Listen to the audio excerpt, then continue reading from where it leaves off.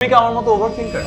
তাহলে বলে রাখি, আমাদের মেজরিটি প্রবলেম কিন্তু আমাদের কল্পনাতে। আসলে ব্যাপারটা বুঝাই। ধরে নেই এটা আমাদের প্রবলেমের সার্কেল, যাবতীয় যত প্রবলেম আছে সেই প্রবলেমগুলো। সত্যি কথা বলতে এর মধ্যে মেজরিটি, আমি যদি এখানে একটা দাগ কাটি এবং দাগ কাটার পরে এই যে পার্টটা আছে না, এই প্রবলেমগুলো হলো অ্যাকচুয়াল প্রবলেম, যেগুলো আমাদের লাইফের রিয়ালিটিতে আসে।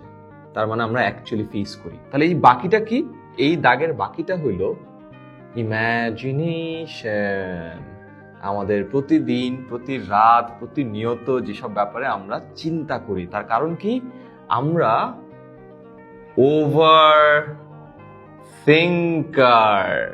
আমরা অনেক চিন্তা করতে পছন্দ করি এবং এটার কারণে এই যে পুরো সমুদ্র আছে অফ প্রবলেম, এটা আমাদের ইমাজিনেশনে ঘুরপাক খায়, যেটা কখনোই আসলে রিয়ালিটিতে আসে না। সেনেকার একটা খুব সুন্দর কোটেশন আছে। সে বলেছিল, we suffer more in imagination than in reality. তার মানে আমাদের সাফারিং বা স্ট্রাগলটা আসলে ইমাজিনেশনই। তার কারণ এই যে আমাদের পুরো প্রবলেম বাকেটটা, তার মধ্যে মেজরিটি আমাদের শুধুমাত্র কল্পনাতেই বাস করে, রিয়ালিটিতে কখনো আসে না। তুমি যদি আমার মতো ওভার থিঙ্কার হয়ে যাও, এই পিকচারটা মনে রেখো এবং খেয়াল রাখো, রিয়ালিটিতে আসলে প্রবলেম খুব কমই আসে। আমাদের ইমাজিনেশনটাকে কন্ট্রোল করতে হবে।